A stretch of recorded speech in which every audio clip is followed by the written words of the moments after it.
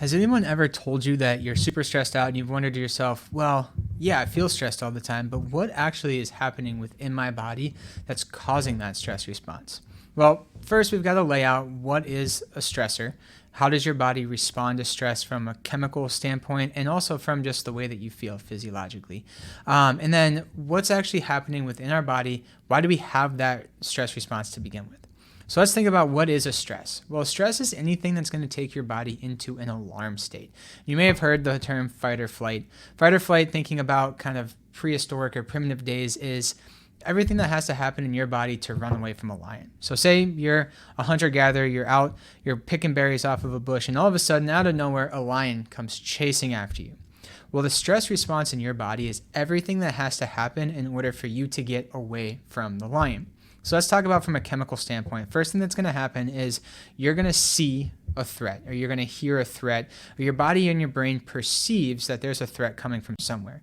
And it starts to send alarm bells. So there's a gland in your brain called your hypothalamus, an area of your brain that's going to secrete hormones that are going to signal to another area of your body called your adrenal glands.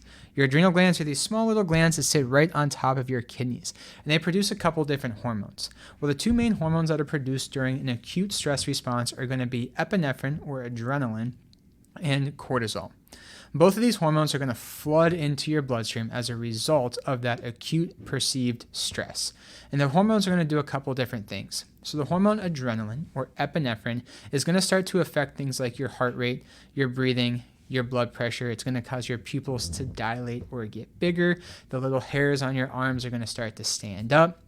And the hormone the hormone cortisol is going to start to increase the amount of glucose in your bloodstream. What this is going to do is then feed all those muscles. It's going to start to feed energy into the tissues that you need to utilize to get away from the lion. It's also going to increase glucose absorption into your brain so that you can have more energy and more focus to get away from that stressor. So all of these things that are happening within your body are designed to get away from the acute immediate stress. Now, during this period of stress, we don't care about fighting off the bacteria that came into our system. We don't care about digesting our last meal. And so our body's going to shut down and blunt some of those other systems. So we're going to increase our muscular activation. We're going to increase sugar in the blood. We're going to increase our cardiovascular output, our blood pressure, our heart rate. We're going to have shallow, more rapid breaths. And we're going to modulate our immune activity. We're going to shut down our digestive activity because we don't care about digesting our last meal if we don't get away from the lion that's chasing us. And so now all these things are going to start happening as a result of these two hormones.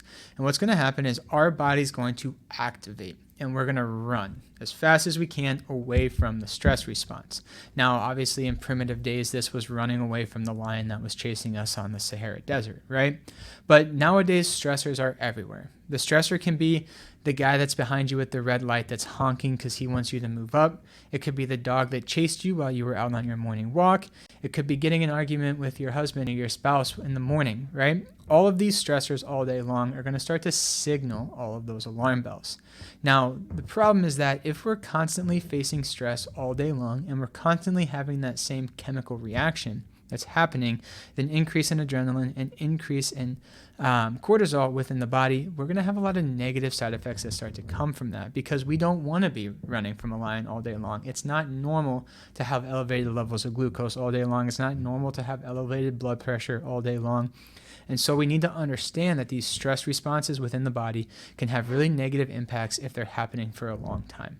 So in a couple other videos here, we're going to detail what happens in your body during periods of prolonged stress, and then some strategies that you can start to take to eliminate stress within your own life, both from lifestyle standpoints, but also from supplements and things like that.